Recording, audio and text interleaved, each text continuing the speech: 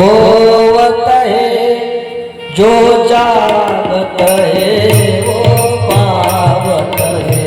जो सोवत है वो होवत है, जो जागत है वो पावत है। जो जागत है वो पावत है। जो जागत है वो पावत है। जो सोवत है वो होवत है। जो जागत है वो पावत है। जो सोवत है वो होवत है, जो जागत है वो पावत है।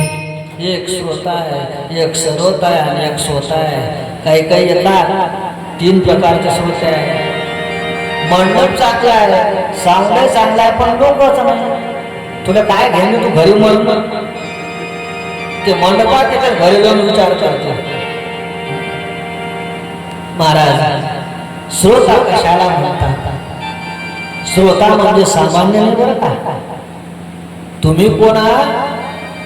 तुम्ही साक्षात महादेव आहात आणि साक्षात पार्वती हे मी म्हणत नाही. चला ज्ञानोबारायच्या ज्ञानेश्वरी येतो. तुम्ही महेशाची मूर्ती मी दुबळा अर्चित से भक्ती. का? तुम्ही साक्षात महेश आहे, तुम्ही साक्षात पार्वती आहे. म्हणून इथं पार्वती जे असतात महेश घरी झोपू नाही. दोघांनी कथेत आलं पाहिजे. महाराज शिवजी यायचे आणि पार्वती यायचे. कथा ऐकली पाहिजे. का कथा ऐकली पाहिजे? कथा ऐकण्याचं काय कारण आहे? आता तुम्हाला अजून रामायणात ज्ञान लागलं. आता आपण जर रस्तेच बदलत राहिलो, आता एका दुकानावर माल घ्या लागला, आपण चालू सारे दुकानच पाहिजे. एकानं सत्यनारायण केला, आता एवढं सांगून द्या आणि इथं थांबून देतो. आता याच्या बापानं सत्यनारायण नाही पाहायला लागला. काय लागते इथं? सत्यनारायण केला भटजीनं पूजाही मांडली, पूजा मांडली, पण भटजी म्हणजे एक नारायण कमी आहे. आता हे एवढं क्षमत होतं, एवढं दलित की सप्त्या जर वर्गणी द्यायचे किती रुपये वगैरे? फक्त 11 रुपये. आता सांगा 11 रुपयात काय येते? ज्याने सत्यनारायण केला नाही, कधी महाराज घरी जेवायला गेला नाही, कधी चहा घ्यायला गेला नाही, कुठे दान धर्म नाही, याने सत्यनारायणच पाहायला नव्हता. आता घर बांधलं, सत्यनारायण केला केला भडजू सांगत याचं एवढं मन दुखे का? हे पहिले चिकट होता, किती चिकट असा माणसानं. आता अजून लांबल आपलं, जाऊ दे, एवढंच सांगतो. भडजीनं महाराज पूजा मांडल्यानंतर एक नारायण कमी पडलं. हे गावातल्या दुकानात गेलं, म्हणे का नारायण केवढा? म्हणे रुपये आले. ते म्हणे याच्यापेक्षा स्वस्त नाही का? ते म्हणे तुम्हाला मुंबईला जायला लागलं. ते येळं मुंबईला गेलं.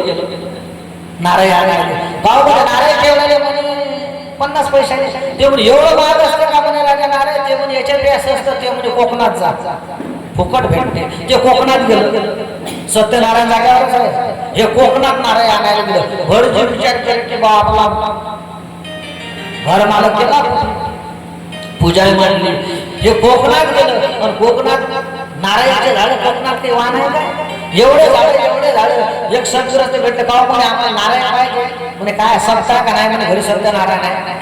म्हणे किती? म्हणे हे पाय झाड आहे. आणि ते झाड होतं महाराज हिरीच्या काठावर असं आडवं होईल. ते म्हणजे सर्व नारळाची बाग हातात आणून तोडली. तेव्हा ते नारळ झाड त्याच्यावर लागत तेवढं नारळ घेऊन जा. हे पहिले चिकट होत. आता याले फुकट भेटणार लोक काय नाही, पात्र नाही ठेवत, फक्त फुकट पाहिजे. म्हणजे आपल्या इथं नाही, पण कोणी शहरात खेड्यात काही काही मिठाच्या पुड्या नाही पुरल्या हो. शहरात नसतील एवढे. त्याचे भावन कुठे असतात. आणि मग ते नारळावर गेलं. आता फुकट पडलं का? ते नारळावर चढलं महाराज. आता नारळावर चढणं म्हणजे आपल्यासारखे जन्मात. आता ते पहिले चिकट होते, ते म्हणजे आता पोताभर नारळ येऊ. त्यानं 2-4 नारळ तोडले, खाले टाकले. खाली यावना उपाड्यानं एवढं नारळ होतं महाराज. त्यात 5 लिटर पाणी होतं. ते म्हणजे एवढं नारळ तोडल्याशिवाय आपल्याला खालीच उतरायचं नाही. आणि जसं त्यानं त्या नारळाने धरलं, तसे झाडाचे पाय सुटले. ते भोवयासारखंच ताणल्या गेले. जसं टाकल्या गेलं हे नारायला घडू नये खाल्या मुली मारावं तर ही राय असे त्याने विचार केला की सत्यनारायण घरे ना आपल्या इथं पांढऱ्या पत्रिका छापाची बाजू